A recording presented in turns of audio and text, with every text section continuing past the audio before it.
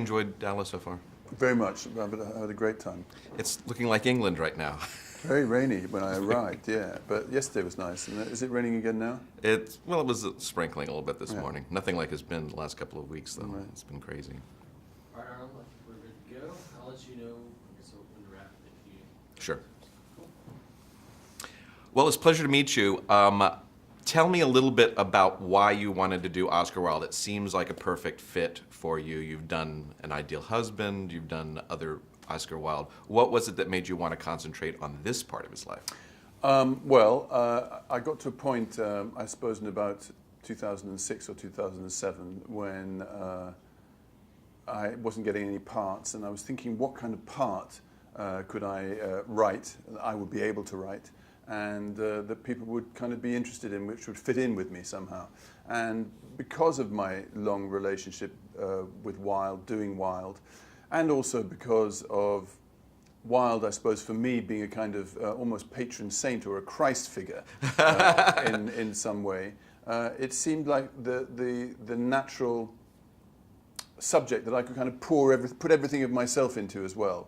You know, I suppose a lot of my career has been defined, strangely enough, in a way, by my sexuality. Right. And so negotiating that sexuality in a fairly rigidly heterosexual business like show business has been quite challenging. And Is show business very heterosexual? I mean, the subject matter often is, but is the business itself? It's heterosexual if you've got ideas of world domination in front of the camera, definitely.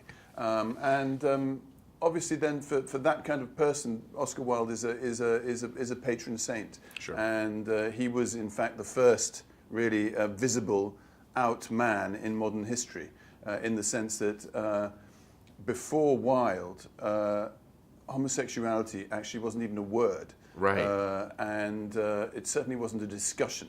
Nobody would have talked about it. And in fact, when Queen Victoria agreed to the law that put Oscar Wilde in prison, they asked her to make another law about lesbians too. And she said, "Oh no, come on, you've done men. I don't believe women do these kind of things." So it was just something that wasn't part of the dialogue. And once Wilde was out in Paris in exile, it became the dialogue, because there was the image for this sexuality that had not been discussed before. So from my point of view, it's the beginning of you know, a road to liberation on which I am walking as well. Well, how do you, I mean, I was really fascinated watching the movie in the context of 2018 while being set in 1904, or whatever it was. 1900. And how the sexual politics, if you want to call it, I mean, the way that people were being treated is reflected in kind of modern society, not even with respect to sexuality, but also just with respect to like demonizing people. And was that on your bigotry. mind? And well, bigotry, yeah. Yes, it was on my mind, and I think that's one of the other things that makes the film, or the story anyway, quite exciting, because the Oscar Wilde experience, just in gay terms, is only about halfway across the global spectrum of you know, the day-by-day gay life. You know, it's still a life and death challenge being gay in about 3/4 of the planet. And you know, who knows what's going on in our world now either, which is, you know, with the waves of populism flowing over everywhere. So I think it's a story that is quite relevant in a way. One of my favorite scenes in the movie, which I think is so different than the way a modern audience would have, or a modern person would have approached it, is where they're having the Bacchanal in Italy, and the young wife comes in, and she sees all these naked men around. She's like, "Oh, there are no women here? Oh, it's perfectly fine." It doesn't connect to her that there are a bunch of naked men lying in each other's laps, and that's not what straight men do.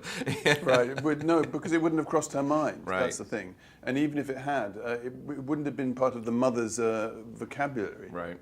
There was one thing that I thought was interesting, and it put me in the mind of like writing and researching this story, and that is you have the famous fake last word of Oscar Wilde is either "this wallpaper goes" or "I do." You actually have the line in the movie. It's not his last words. No. Did you put that in there just kind of like for completion's sake, or is there evidence that he actually did say that? Or Oh, he definitely said it. He definitely did say it. Yeah, Okay, he great. definitely said it, and obviously it's all part of the fabulous myth of his, deathbed scenario and the hotel room. And so for me, it was an important part because the hotel room, in a way, is a character in the film. Definitely, yeah. And Paris is as is Paris in general. And so it was, I suppose, irresistible in a way not to reference the wallpaper somehow.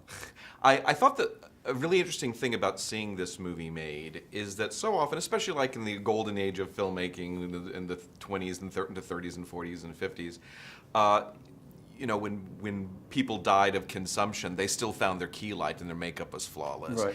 And it was interesting to me when I think of like Oscar Wilde in his last days in Paris. In a hotel when he was arguing with the wallpaper, I still think of it as being like the man